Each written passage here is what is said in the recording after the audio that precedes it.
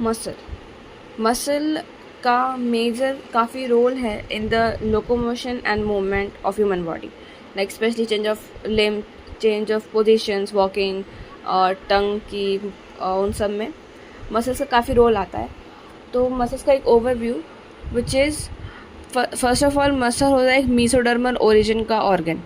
Mesodermal origin मतलब जब हमारी ह्यूमंस का जब एम्ब्रायो फॉर्म हो रहा होता है, जाइगोट फॉर्म होता है, तो तब उसमें कुछ लेयर्स फॉर्म होती हैं। एक होती है एंड्रोडर्म, मीसोडर्म एंड एक्टोडर्म। क्योंकि humans are triploblastic mammals, are triploblastic animals, तो उसमें 3 लेयर्स होती हैं। तो जो मसल है वो मीसोडर्म से अराइज होती है, इसलिए उसको बोलते हैं मीसोडर्मल ओरिजिन। मसल्स का जो बॉडी वेट में कंट्रीब्यूशन होता है, that is 40-50% of body weight is contributed bye muscles. इसकी प्रॉपर्टीज़ क्या होती हैं? प्रॉपर्टीज़ होती हैं 4: excitability, extensibility, elasticity and contractibility. क्या होता है? एक्साइटेबिलिटी मतलब अगर कोई स्टिमुलेशन आएगा तो इट कैन कॉन्ट्रैक्ट और relax on the basis of the stimulation, वो होता है excitability. Second is extensibility. Extensibility मतलब अपना साइज़ वो बड़ा कर सकती है, मतलब जो उसका नॉर्मल साइज जनरली उससे वो बड़ा हो सकती है, maybe because of some stimulation only. और उसके बाद है कॉन्ट्रैक्टिबिलिटी, मतलब जैसे एक्सटेंसिबिलिटी में था कि वो बड़ी हो रही थी, और कॉन्ट्रैक्टिबिलिटी में इट कैन कॉन्ट्रैक्ट, अपने को छोटा कर सकती है। इलास्टिसिटी मतलब एक बार वो अगर लंबी हो गई, जैसे मतलब सपोज कॉन्ट्रैक्ट हो गई या फिर एक्सटेंस ये लंबी हो गई, then it can come back to the original position. जैसे हमारे रबर बैंड्स होती हैं तो जैसे वो इलास्टिक होती हैं, वैसे हमारी मसल्स भी इलास्टिक होती हैं। मसल्स को हम काफ़ी अलग अलग बेसिस पे क्लासीफाई कर सकते हैं, but one of the common जो क्लासिफिकेशन होता है that is on the basis of location. तो होते हैं 3 टाइप से: skeletal, visceral and cardiac.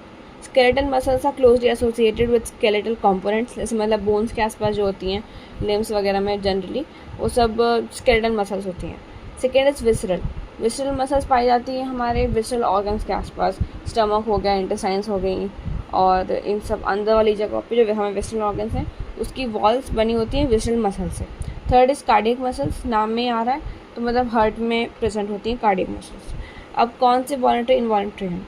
Skeletal muscles voluntary हैं, visceral involuntary and cardiac also involuntary.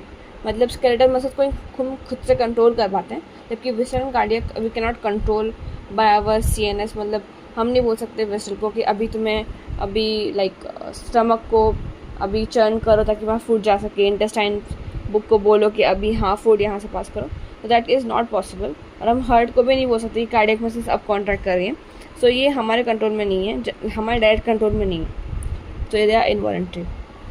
Second up is उनके जो माइक्रोस्कोपिक कैसे दिखते हैं in microscope. Skeletal muscles striated होती हैं, और विसरल नॉन स्ट्राइडेड होती हैं, और कार्डियक भी स्ट्राइडेड होती हैं। तो ये स्केलेटल में कार्डियक स्ट्राइडेड होती हैं, इसमें कुछ स्ट्राइएशंस दिखते हैं, और जबकि विसरल होती है नॉन स्ट्राइएटेड। स्केलेटल मसल्स को इसकी इसी प्रॉपर्टी के बेस पे इसको स्ट्राइएटेड मसल भी बोलते हैं। इवन तो कार्डियक स्ट्राइडेड होती है बट स्केलेटल को भी स्ट्राइडेड बोलते हैं। एंड नेक्स्ट इज शेप कैसी होती है? स्केलेटल की शेप और कार्डियक की शेप दोनों ही सिलेंड्रिकल होती हैं, बस कार्डियक ब्रांच भी होती है। एंड विसरल का जो शेप होता है विसरल मसल का, दैट इज स्पिंडल शेप। और मल्टी न्यूक्लिएटेड कंडीशन पाई जाती है स्केलेटल मसल्स में, जबकि विसरल एंड कार्डियक में दोनों में ही यूनि न्यूक्लिएटेड जो इनका सेल है वो उसमें एक ही न्यूक्लियस होता है। They are not multi nucleated like skeletal muscles.